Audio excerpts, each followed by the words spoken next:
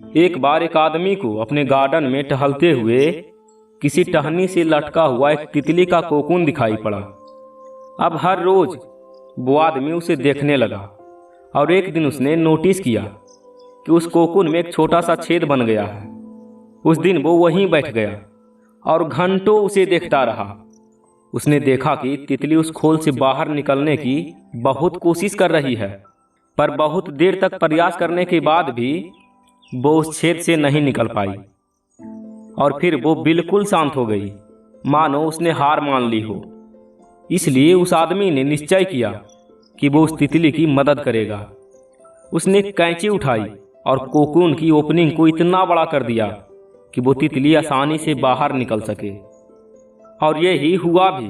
तितली बिना किसी और संघर्ष के आसानी से बाहर निकल आई, पर उसका शरीर सूजा हुआ था और पंख सूखे हुए थे।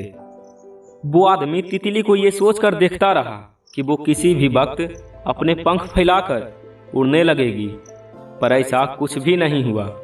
इसके उलट बेचारी तितली कभी उड़ ही नहीं पाई और उसे अपनी बाकी की जिंदगी इधर उधर घिसटते हुए बितानी पड़ी। वो आदमी अपनी दया और जल्दबाजी में ये नहीं समझ पाया कि दरअसल कोकून से निकलने की प्रक्रिया को प्रकृति ने इतना कठिन इसलिए बनाया ताकि ऐसा करने से तितली के शरीर में मौजूद तरल उसके पंखों में पहुंच सके और वो छेद से बाहर निकलते ही उड़ सके। वास्तव में कभी कभी हमारे जीवन में संघर्ष ही वो चीज होती है जिसकी हमें सचमुच आवश्यकता होती है। किसी ने सच ही कहा है कि यदि जीवन में संघर्ष ही ना रहे, किसी भी कठिनाई का सामना न करना पड़े, तो जिंदगी का आधा स्वाद ही समाप्त हो जाता है।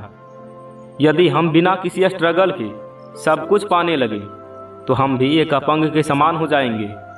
बिना परिश्रम और संघर्ष के हम कभी उतने मजबूत नहीं बन सकते जितना हमारी क्षमता है।